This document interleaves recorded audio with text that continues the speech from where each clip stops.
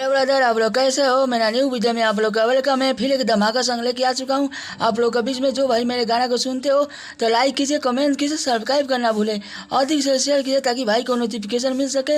यह एक गाना बेवफाई सॉन्ग लिखा हुआ सॉन्ग है। यह गाना को ट्रैक बनवा के गाइएगा और मेरा चैनल पर जाएगा ऑफिशियल बबलू विजुअल पर।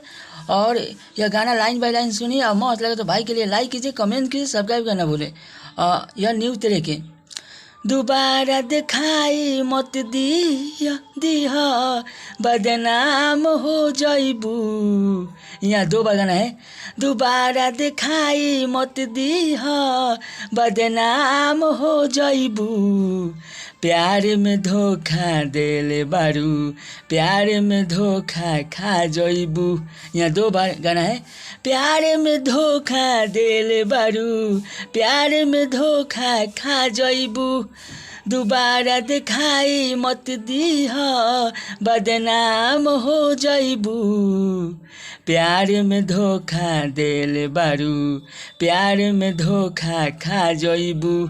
प्यार में धोखा देले बारू, प्यार में धोखा खा जाइबू।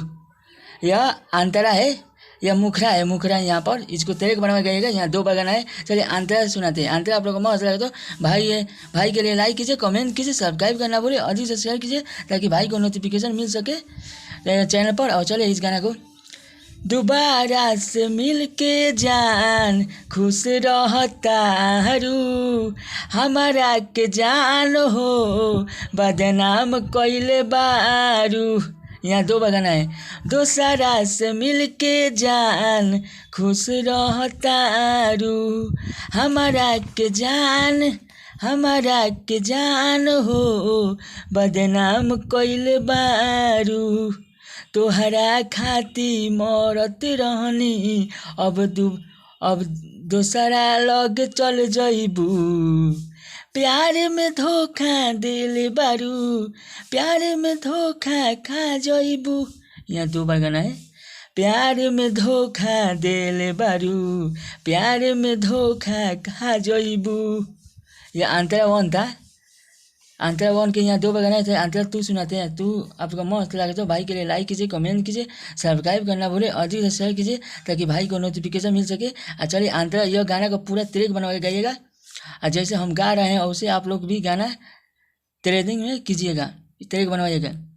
प्यार के रचैता रच के रहतारू दूर जान हो, बबलू बिजोड़ के छोड़ गइलू दिल के अरमान हो।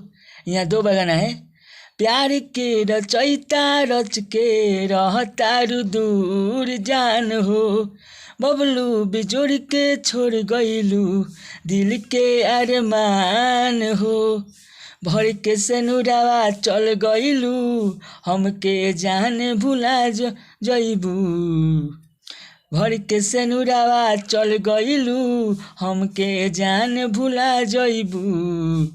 प्यार में धोखा देले बारू, प्यार में धोखा खा जइबू। प्यार में धोखा देले बारू, प्यार में धोखा खा जइबू। यह बेवफाई सॉन्ग लिखा हुआ सॉन्ग है। और यह पूरा इस गाना को ट्रैक बनवा के गाइएगा और मस्त लगे तो भाई के लिए लाइक कीजिए, कमेंट कीजिए, सब्सक्राइब करना भूले, अधिक से शेयर कीजिए ताकि भाई को नोटिफिकेशन मिल सके। यह गाना बेवफाई सॉन्ग है। चलिए अगला आप लोग को अगला गाना मैं लाऊंगा फिर धमाका सॉन्ग।